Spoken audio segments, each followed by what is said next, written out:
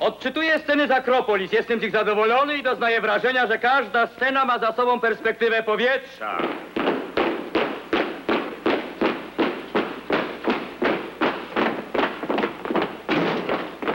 The language is Polish. The actors are members of the Polish Laboratory Theater. And the play was written by Stanislaw Wyspiański at the turn of the century. Good evening. I'm Louis Friedman. And actually, I don't speak Polish. And it's possible that some of you don't either.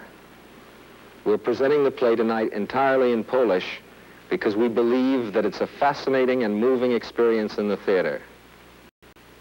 Years ago, Jerzy Grotowski was a young actor in Poland, and he founded the laboratory in order to explore the forms of the theater, using the theater in the pursuit of the truth. Since then, wherever his work has been seen, in Paris or Edinburgh or Mexico City, he has been acclaimed as one of the most exciting minds to work in the theater since Stanislavski. Peter Brook, the British director who's probably best known for his production of Marat Sade, has been an admirer and disciple of Grotowski for a long time.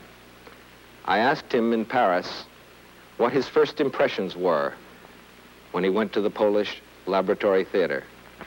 The horror that is at the root of the very notion of a concentration camp actually emerged. To me, Akropolis has something of the nature, the dangerous nature of a black mass. In a black mass, not that I've seen one, I shouldn't think you have, but from what one imagines a black mass to be, there comes a point when all the showy and theatrical forms of people dressed up in bizarre ways becomes unimportant. And what actually happens is that a certain quality of pure evil actually manifests itself. Now, it seems to me that in Akropolis, by the same sincerity and mastery of deep rhythmic elements, the pulse of life in a concentration camp actually came out in the open, and I had a feeling of something truly nasty, truly repellent, and one that stops speech. Two prisoners working among the corpses find a man who is not yet dead. His agony reminds them of the agony of Christ, and they ask themselves, can he hear them talking, or is he listening only to his own suffering? They talk sardonically about God, the creator and executioner. At certain moments in Akropolis, because a nameless horror was not described, was not referred to, was not brought into our imagination as something that once happened in a place called Auschwitz, it actually was brought into being there. I think that in this way one could say that the particular value of Akropolis is that we all want a work of art to be real. It means a lot to all of us. I mean, the word real has great sense. Want to be real and not futile fantasy, dribblings of weak imagination. I want something, a core of reality in a work of art. One takes the greatest nightmare of our incomprehensible nightmare of our time, which is the concentration camp. And one's tempted to think that the greatest reality that you can find in the concentration camp is its own reality. In other words, a documentary approach. What can go beyond the statistics, the books that tell us the facts of the concentration camp. Peter Weiss, who with great skill and with deep humility felt in the investigation, I don't know, is that what was called in the States too, in the investigation, that he couldn't in any way put a gloss of imagination, of dramatizing over concentration camp facts. He had to keep in the dignified, honorable position of a man saying, these are the facts. And that sensing that to try to be more artistic would have been cheap. You can't do more than that. Or one further case, there was an attempt to have an international competition to create a work of art to commemorate one of the concentration camps, and in the end it was found that all works of art were inadequate, and the only object that could symbolize the concentration camp was keeping the concentration camp itself Yes. in existence.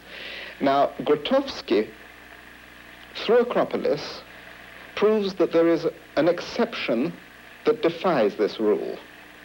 He has made an imaginative work of art which at first sight has the trappings of art. This is art theatre. It takes place with a lot of actors doing stylized, semi-balletic movements, chanting in ritualistic ways. And one could say this is turning the naked reality of the concentration camp into something inferior, an attempt by an artist to make a beautiful work of art. Two prisoners are sorting the hair from the corpses. Its sensual quality reminds them of physical love in the past.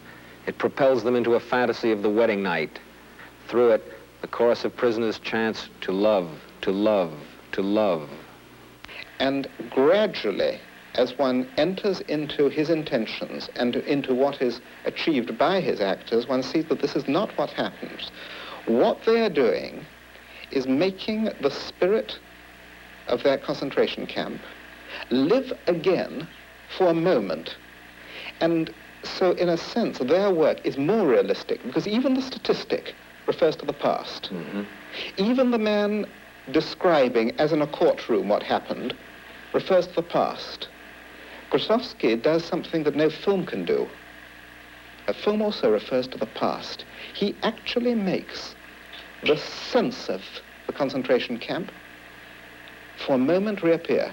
And it is there, and you can taste it, sense it, touch it, and feel it. And you can't say, that doesn't exist anymore in this world, that has nothing to do with mankind, it's a terrible Hitlerian dream, something we mustn't forget because it happened then.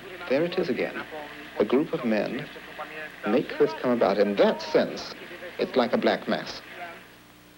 Two prisoners cross-examine a third who speaks in the voice of a woman who is lost in the past, lost in forgetting.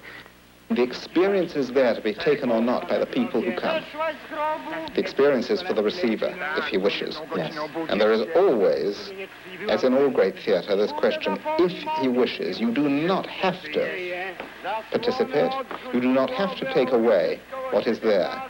But few people who get there can resist.